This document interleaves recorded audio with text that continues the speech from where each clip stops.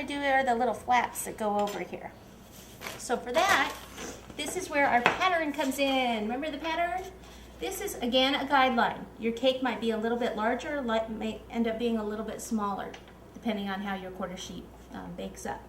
So I place this end down here and I bring this up. And this looks like a very good size for the little flap that comes over.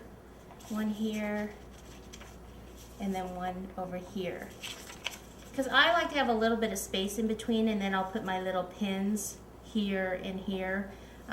Some people like to actually overlap the two so there's only one pin in the middle. That's kind of up to you. But for mine, I'm going to do 2 pins. So what I need to do is roll out some fondant for this.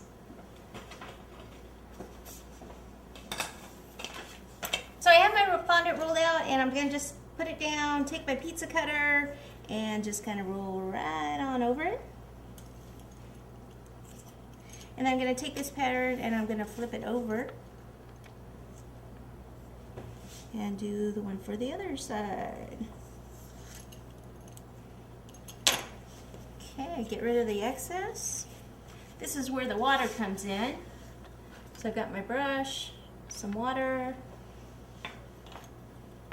and what I want to do is flip this piece over and just place some water at the back. It doesn't have to completely cover the entire back. Bring it over here, place it down, kind of tuck it in at the bottom, and then just let it fall. And this is where you can take your palette knife. Oh, it's not sticking, so that means I don't have enough water at the base. So just come and pull that out, put some more water back there, and we'll try that one more time. Voila! Okay, see? No problem. Just add a little bit more. And now we'll go ahead and do the other side. Flip it over. It looks like we've got a little fiber or something in there. Get that out.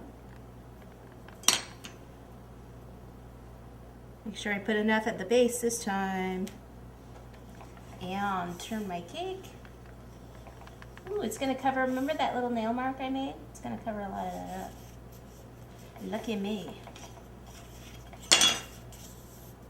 And smooth that out. Ooh, easy, right? Easy. This is such a cute cake. So you could do it, you know, a little boy, do it in blue, or you could just do it in white and then add pink features or blue features. If you don't know if it's a boy or girl, add, you know, your yellow, your whatever you want to do. You could even do the pink and brown theme.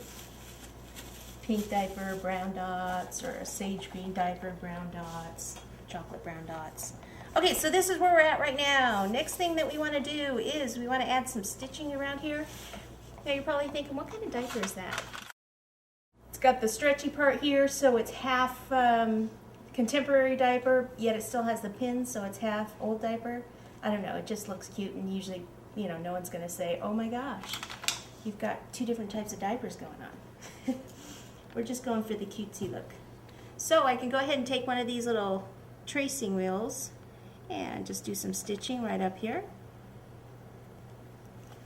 And right up in here.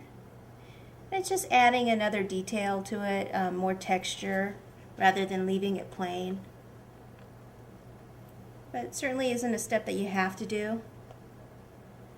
And these wheels, you just get it at a fabric store. You can't get them at some cake decorating places. They cost twice as much for the same type of thing, but okay, so we got that going on there.